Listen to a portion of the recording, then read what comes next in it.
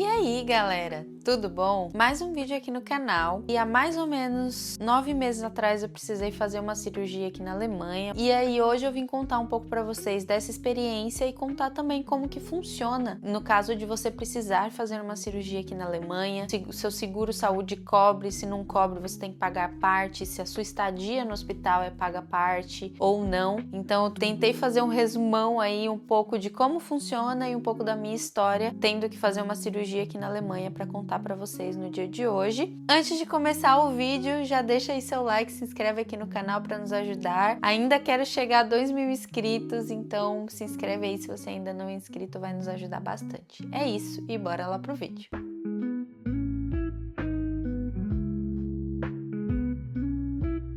Para começar, vou tentar explicar um pouquinho de como funciona o seguro saúde aqui. Já falei em alguns vídeos anteriores que todo cidadão alemão, todas as pessoas que moram aqui na Alemanha precisam estar assegurados por um seguro saúde. Todas. Você não pode estar no país se você não estiver assegurado, seja por turismo, seja morando, seja imigrante, seja alemão, você não pode se manter no país sem estar assegurado. E aí, de seguro, nós temos duas opções. O seguro estatutário, né, que ele é o compulsório, ele é o padrão ali, se você não decidir ir para um seguro saúde privado, você tem que ter o estatutário, que ele é tirado uma porcentagem da tua renda, né, da tua renda bruta mensal. E a gente tem a opção também de escolher por um seguro saúde privado. Você pode fazer essa escolha se você tiver um salário mais alto ou se você for autônomo. O seguro saúde estatutário, ele tem uma abrangência ampla, assim, ele abrange muita coisa, muitos atendimentos, você consegue ter acesso a muitas coisas, ele é muito bom, assim, em tudo que ele te dá acesso. O seguro privado, você vai pagar conforme a sua idade, conforme o risco. Como se fosse no Brasil, né? Quando a gente vai fechar um plano de saúde, quanto mais velho, mais caro fica o plano. Se você já tem problema de saúde prévio, mais caro vai ficar o plano. Então, você tem aí essas duas opções, o estatutário e o privado. O privado, ele te dá alguns benefícios, por exemplo, de você fazer consultas particulares, consultas com mais facilidade com especialistas. Eu, hoje em dia, por exemplo, estou procurando um neurologista. Eu não consigo achar um neurologista. Eu consigo achar um neurologista se eu for pagar particular, mas se eu quiser no meu plano estatutário, é novembro, dezembro, e aí eu tento marcar a consulta, eles falam que não estão aceitando pacientes novos. Então, muitas vezes no privado, você pode pagar uma consulta particular, que vai ser mais rápido, né? Você vai conseguir o atendimento mais rápido, e daí depois o seguro privado te reembolsa, né? E aí o estatutário, nem sempre a gente consegue achar uma vaguinha ali, principalmente para especialistas, mas ele tem muitas outras coberturas assim que ajudam bastante. Nesse caso de cirurgia, né, como hoje eu vou falar de cirurgia, tanto o plano estatutário quanto o plano privado, eles cobrem a cirurgia totalmente. Você não precisa pagar nada. É só você entregar o seu cartão, né, seu cartão de seguro saúde, e aí ele vai ser cobrado diretamente com o plano. Você não vai precisar bancar nada. Como eu falei, eu precisei fazer uma cirurgia no meio do ano passado, julho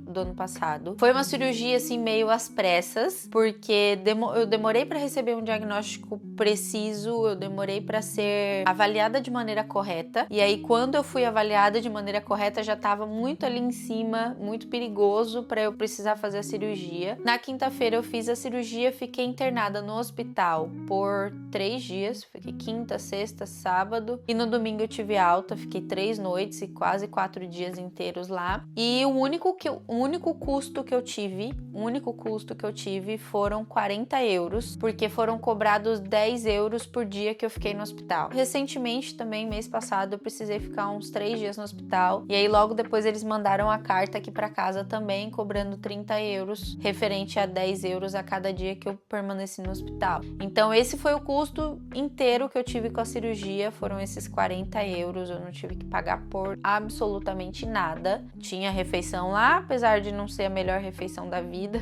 Quem mora aqui na Alemanha sabe que os alemães têm o costume de comer o Abendbrot, que é um pãozinho da noite ali, e aí E no hospital, a janta era isso, era um pãozinho com uma fatia de queijo e um tomate inteiro pra você comer, se você desse sorte, senão era só o pão mesmo. Mas esse foi o custo que eu tive com a cirurgia. Não precisei pagar médico, não precisei pagar anestesista, nenhum custo extra. Foi tudo coberto pelo meu plano de saúde. E aí, falando de um pouquinho de como foi a cirurgia, né, e de como que é esse processo até você chegar a uma cirurgia. Eu acho que é padrão no Brasil, acho que também é assim, você passa no clínico, relata sua dor, seu problema, ele vai te mandar para um especialista, o especialista vai pedir os exames necessários e aí, se ele vê a necessidade, ele te caminha para um cirurgião, para o hospital que mais se encaixa ali na tua necessidade, na cirurgia que você vai precisar fazer. E aí eu vou entrar um pouquinho no meu caso mais a fundo, para as pessoas que também estão passando por isso, para já ligar um alerta e procurar ir atrás. Eu conheço muita gente, conversei com muita gente que depois que eu falei da cirurgia e tal, eu falei, caramba, eu também passo por isso, eu também sinto essa dor e eu nunca fui ver, achei que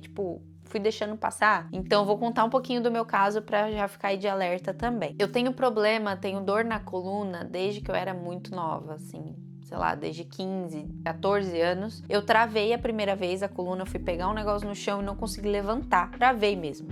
E aí eu lembro que eu entrei em desespero, eu falei, meu Deus, eu vou ficar paraplégica, porque era uma dor nova, eu era novinha também. Aí fui em vários médicos, tá, tem uma hérnia de disco ali, mas tá tudo bem. Ano vai, ano vem, virava e mexia, eu tinha uma dorzinha ali, às vezes travava, mas eram coisas esporádicas. Vim pra Alemanha em 2018, acho que em 2019 eu travei a primeira vez aqui. Fui no clínico, né, um clínico que a gente conheceu através de outros brasileiros aqui que fala português, e falei, olha, tô com dor, tenho hérnia e tal, e aí ele me deu uma injeção. E aí toda vez que eu travava, né, da coluna, eu ia lá, ele me dava essa injeção e passava. Se eu conseguia manter em casa, eu mantia com ibuprofeno, Dorflex e tal, relaxante muscular. Se não passasse com remédio, eu ia lá e ele me dava injeção. Engravidei em 2021, tive meu bebê em 2022 de parto normal, e aí as coisas começaram a desandar com a minha coluna, assim, de um jeito, parecia um caminhão desenfreado, assim. Dali pra frente foi só pra trás, as coisas pioraram muito. Eu lembro que eu travei a primeira vez depois que eu ganhei meu filho, ele tinha, sei lá, um mês, menos de um mês, minha mãe tava aqui naquela época, graças a Deus, mas eu travei, assim, eu não conseguia, eu andava corcunda, assim, sabe? Meio que, não sei, andava meio dobrada, assim, meio prostrada, porque tava com muita dor. Gente, quem tem problema com hérnia sabe que a dor é insuportável. E aí o Ethan pequenininho, eu amamentando, não podia ficar tomando muito remédio e tal. Liguei no 116, 117, que pra quem não sabe, pra quem mora aqui, pra quem tá vindo pra cá, é um atendimento super bom. Nem sempre eles vão falar inglês, já liguei lá várias vezes e eles só falavam alemão, mas agora tem a tradução instantânea do celular, talvez ajude, né, do iPhone, talvez ajude pra conseguir fazer a ligação, mas o que eu fazia era ligar até alguém que falasse inglês me atendesse, ou eles repassassem pra alguém que falasse inglês, mas é um número que ajuda muito, porque você pode ligar lá e falar, olha, tô com muita dor, não consigo sair de casa, tô sozinha, ou no meu caso eu tinha um bebê pequeno, não podia sair, ir pro hospital, imagina, eu amamentando ainda e ir pro hospital com um bebê de um mês pra voltar doente, não tinha condições. Vieram, me atenderam, me examinaram, viram o caso e me deram a injeção. Passou, fiquei assim uns 3, 4 meses bem, e aí travei de novo. Aí como o Ethan tava um pouquinho maior, já fui no médico. E assim fiquei 2022, 2023, 24 até 25. Nesse meio tempo, chamei o 116, 117 várias vezes, fui no meu médico da família várias vezes, tomei injeção, me deram tramol, não resolveu, fiquei muito mal com o tramol, muito mal, passei muito mal mesmo e não resolvia a dor, até que chegou o ponto de que a injeção já não tava mais resolvendo a minha dor, já não tava mais funcionando e aí fui entrando em desespero, tentando lidar como eu conseguia, comecei a fazer fisioterapia, comecei para academia para tentar fortalecer, mas as injeções já não funcionavam, meu médico da família me deu opioide, mas o opioide me deixou assim alucinada. Você ficar alucinada por si só já é ruim, você ficar alucinada com remédio sendo mãe é incabível. Fiquei muito mal também, vomitava, passava muito mal e ainda não resolveu minha dor. Mesmo sendo um opioide, um remédio muito forte, ainda assim não resolveu minha dor. dor. Ele me encaminhou para um ortopedista, um especialista. O ortopedista me pediu um MRI, né, uma ressonância. Fui fazer a ressonância. A menina que fez a ressonância olhou, ela falou: "Você sofreu um acidente?" Aí eu falei: "Não, por quê?" Ela falou assim: "Olha, seu caso tá muito ruim. Não pegue peso a partir de agora." Aí eu ri. Na hora eu ri, falei: "Moça, eu tenho um filho de 18 quilos que vira e mexe tá no meu colo." Ela: "Não pegue peso, vá conversar com o seu médico o mais rápido possível, mas não pegue peso." E ali eu fiquei apavorada, não sabia o que fazer, não sabia o que estava acontecendo e não sabia se podia piorar de uma hora para outra. E aí, nessa época que eu fui pro especialista, além dos remédios não estarem funcionando mais, nem a injeção, nem a opioide, a dor tinha descido pra minha perna, eu tava mancando e eu tava com formigamento, não tava meio que sentindo a minha perna mais, sabe? Eu não tava tendo sensibilidade na perna. Eu mancava muito, eu sentia muita dor. Até o meu dedão do pé formigava às vezes. Então tava assim, no nível... Acho que aí foi o meu limite, sabe? Que eu vi que realmente tava muito ruim. Porque desceu pra minha perna tava formigando, eu perdi a sensibilidade, tava mancando, não tava conseguindo firmar o pé no chão e fora a dor, que era absurda. E aí eu parei de correr, parei de ir pra academia porque eu fiquei com medo, parei de pegar meu filho no colo. E aí voltei no meu médico no final de junho. Ele falou: "Olha, como o opioide não tá funcionando." Ele viu, né, como que tava o resultado do exame. Ele viu que a minha hérnia tinha saído, tinha pego o nervo ciático, e não só o nervo ciático, mas ele tinha pego todo o conjunto de nervos que tinha ali naquela região. Por isso que ele tava pressionando e eu não tava sentindo a perna direito, tava mancando, tava tendo formigamento e tal, porque tava pressionando todos os meus nervos. E aí ele falou: "Olha, como o remédio não funcionou, como a hérnia tá muito pra fora e tá pegando seus nervos, eu vou te encaminhar para um cirurgião no Vivantes Friedrichshain, que foi o mesmo lugar onde eu tive meu parto, onde eu tive meu filho, que são muito bons lá, especialista, eu vou te encaminhar pra lá e aí você vai fazer a cirurgia." Vou conversar com o cirurgião, fazer a cirurgia. Foi que eu fui pra ele, mas até então ninguém tinha me falado exatamente qual era a gravidade da situação. Eles só me falavam: "Não pega peso, porque pode piorar, não faz esforço porque pode piorar", mas ninguém me falou a gravidade, o que aquilo poderia causar comigo ou não. Fui no cirurgião e aí ele falou: "Olha, a gente precisa fazer essa cirurgia o mais rápido possível, porque ele tá pegando todos os seus nervos, ele tá pressionando e pode ser que chegue a um ponto de danificar os seus nervos, a ponto de que a gente não consiga reparar depois com a cirurgia, porque se ele danificar os nervos que estão ali, mesmo que a gente tire a hérnia, o nervo vai ficar danificado se ficar por muito tempo." E aí é como se ele usou até o exemplo que as pessoas que perdem uma parte do corpo e ainda assim consegue, meio que sente a dor, porque o cérebro acostumou com aquilo, sabe? E aí ele falou: "Mesmo que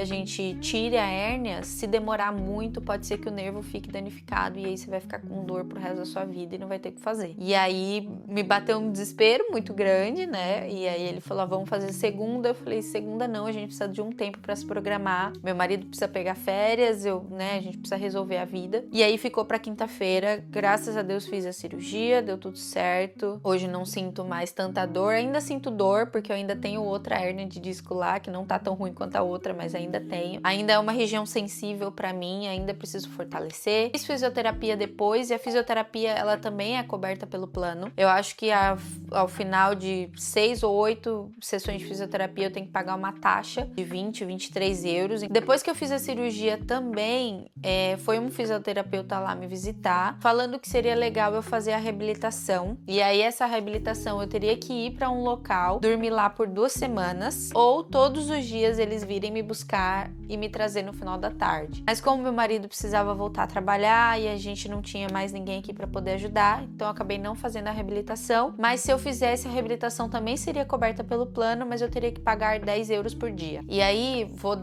vou falar minha experiência, tá? Eu acho que essa reabilitação faria total diferença para mim na minha recuperação. Como eu falei, eu não fiz porque não tinha como fazer, mas eu acho que física e psicologicamente seria muito bom, porque a gente teria ali a reabilitação, o trabalho contínuo, diário, durante o dia inteiro, de trabalhar os meus movimentos, como eu levanto, trabalhar minha mente para que eu não sofresse tanto nesse pós-cirúrgico, de ficar naquela frustração de não conseguir fazer as coisas e tal. Então, se você for fazer uma cirurgia e tiver a opção de fazer reabilitação, eu indico muito que faça. Depois fiz a fisioterapia, né? Mas não era todo dia, era 1 ou 2 vezes por semana só. Fiz acho que umas 15, 20 sessões de fisioterapia. Basicamente, tudo é coberto pelo plano, você vai pagar uma taxinha ou outra de 10 euros ali, dependendo do que você for fazer. Uma outra coisa que uma amiga minha me mandou também na época é que o seguro saúde, ele cobre uma ajuda para uma pessoa ir na sua casa, por exemplo, passear com o cachorro, pegar seu filho na escola, ou limpar coisa pesada da sua casa, né, fazer faxina pesada da sua casa, ou fazer compras no mercado, se você não tiver condições de fazer compras no mercado. Isso coberto pelo plano também, eu vou deixar o link aqui para vocês. Eu não cheguei a usar, não sei como funciona, não sei se é bom, mas eu lembro que na época eu cogitei a opção, mas acabamos deixando para lá. Mas você tem essa opção também e é coberto pelo plano, né? Dependendo do caso, ajude bastante. Como eu falei, tudo foi coberto pelo plano. Todas as cirurgias indicadas por médico são cobertas pelo plano. O que não é coberto pelo plano é aquela cirurgia estética, né? Cirurgia que você quer fazer que não tem indicação médica, como uma lipoaspiração, uma rinoplastia. Aí não vai ter cobertura do plano, mas se for uma indicação médica, com certeza vai ser coberto. Uma cirurgia que, para se não tivesse plano de saúde, né? Se a gente não tivesse seguro, varia entre 4 mil, 10 mil, até mais. Como eu falei, eu estive no hospital mês passado e tinha uma moça lá do meu lado que ela era da Espanha, ela não era daqui. E aí eles conversando sobre o seguro saúde e tal, e aí o cara falou, olha, seu plano não cobre, você vai ter que pagar 4.800 euros. Ela não tinha nem feito cirurgia, ela só foi atendida no pronto-socorro e ficou internada durante 2 dias. E aí eles, né, falaram que a gente vai ter que cobrar esses 4.800 e aí depois você tenta o reembolso com o seu seguro saúde. Então acho que num caso de uma cirurgia deve ser até mais caro, beirando ali uns 10, 12 mil euros. E se você trabalha aqui na Alemanha e precisou fazer uma cirurgia, você vai receber o seu atestado, né? Vai mandar para a empresa e para o seu seguro saúde. E aí o seguro saúde vai cobrir o seu salário